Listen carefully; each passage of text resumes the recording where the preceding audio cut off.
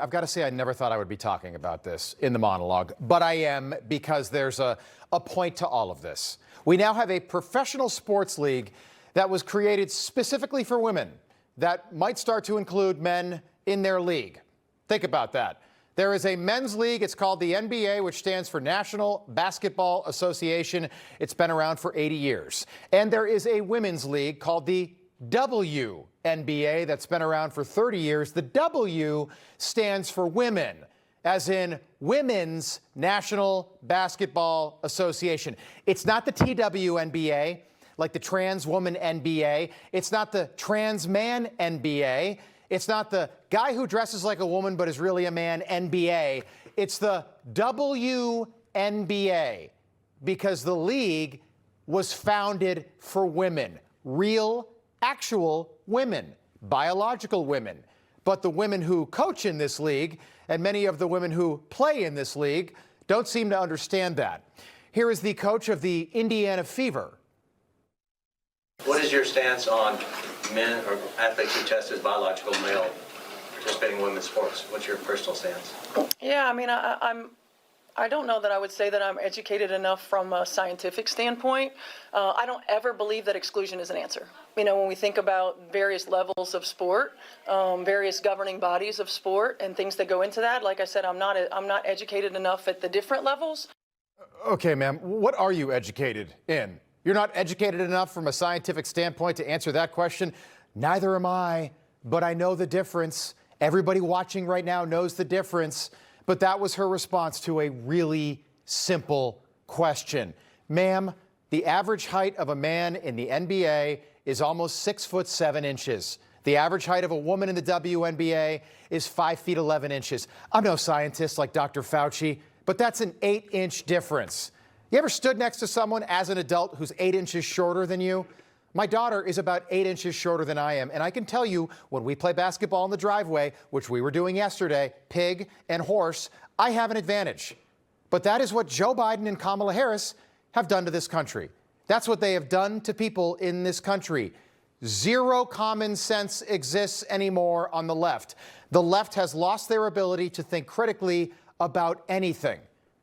Did you know the fastest woman to run the 100-meter dash in history was Florence Griffith Joyner, and she set the world record in 1988 at 10.49 seconds, which is really fast, faster than I could do it. But did you know that this year alone, more than 1,000 high school boys beat that record? They're in high school, and they beat the record because men are faster and stronger and bigger. You might remember this woman, Megan Rapinoe, the U.S. soccer player who wouldn't stand during the national anthem. Well, did you know that a high school boys team 15 and under beat the U.S. national team, women's, 5-2 in a game? 14 and 15-year-old boys beat a team that would go on to the Olympics.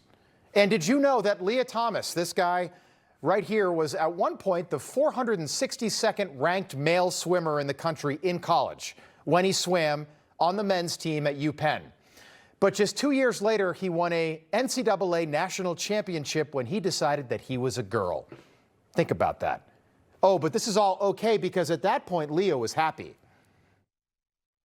And there are some who look at the data and suggest that you're enjoying a competitive advantage. What do you say to that? There's a lot of factors that go into a race and how well you do. And the biggest change for me is that I'm happy. Great, Leah. Will, nobody cares. So the implication is because you're happy, we're just required to sit back and accept it? I don't think so. That is a 6'4" man with male parts who decided one day that he was going to put on a one-piece. And suddenly he's the best female swimmer in the country. That's what you want me to believe? I don't think so. You might remember this guy, Imam Khalif. This is a male boxer who competed in the 2024 Summer Olympics, who won a medal by beating up women. Not just one woman, multiple women. In a normal world, that would get you arrested. But when Joe Biden was president, we gave these people gold medals. Imam Khalif won a gold medal at the Paris Olympics. And we were told to just sit back and accept it. This is the new normal, they told us. Men compete with women and men beat up women. That's normal. And in the WNBA, this type of thinking is like a religion. Here's another one of the coaches. Big news stories has been Sophie Cunningham and the protests for her and protests against her. And, you know, they had a national televised game today and Cheryl, you know, wore a shirt. And it's just a conversation. I'm wondering just what do you think about it? Sports is about belonging. It's about inclusivity. It's about allowing everyone to be their authentic self. I'm all about women, little girls deserving to play, and that includes trans women. That's actually not what sports is about at any level. Sports is about competition, and sports is about winning, especially professional sports, and she coaches a team in a professional sports league. It's not about inclusion, it's actually about exclusion. The best of the best competing at the highest level, which is why I'm not an NFL quarterback. It's why I'm not pitching for the Red Sox tonight. I don't have the talent, I didn't have a fastball, I'm not tall enough. And trans women are not real women. They're men. But none of these women are willing to admit that under no circumstances should men be allowed to compete in the WNBA, which really should not be that difficult to admit. It shouldn't even be political. I don't even know why this is political. It's because Donald Trump's in the White House. It is a biological reality